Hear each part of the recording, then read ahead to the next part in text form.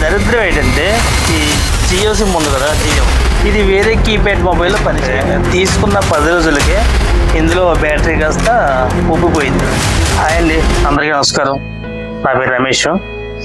నేను ఒక విషయం చెప్పబోతున్నాను మీకు. ఏంటంటే ఈ మధ్య ఇంట్లో కానీ ఈ జియో మొబైల్ కొన్నాను. ఇది కేవలం దీని కాస్ట్ వచ్చి కీప్యాడ్ మొబైల్, మీకు తెలుసు 800.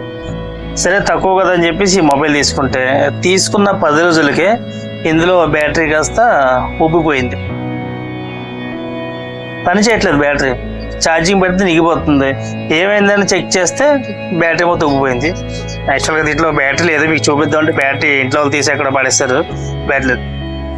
ఇప్పుడు దీంట్లోకి మళ్ళీ ఇదిగో వేరే బ్యాటరీ తీసుకున్నాం, 250 రూపాయలు ఈ బ్యాటరీ లాభం.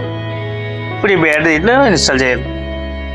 దరిద్రం ఏంటంటే ఈ జియో సిమ్ ఉంది కదా, జియో ఇది వేరే కీప్యాడ్ మొబైల్లో పనిచేయదు. మనకి జియో కీప్యాడ్ మొబైల్లో పనిచేస్తుంది. తక్కువ రేటుకి వస్తుంది కదా, 800 తీసుకుంటా. ఇది కాస్త బ్యాటరీ మళ్ళీ 250 రూపాయలు. ఈ సిస్టమ్ ఎందుకు ఇచ్చాడో జియో నాకు అర్థం కాదు.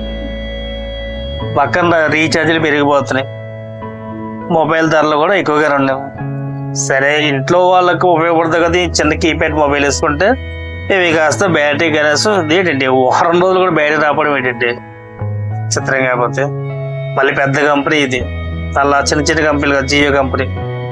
ఈ సిమ్లు వేరే దాంట్లో సెట్ అవ్వు, ఓన్లీ కీప్యాడ్ మొబైల్లోనే పనిచేస్తాయి ఏంటో. సరే అండి.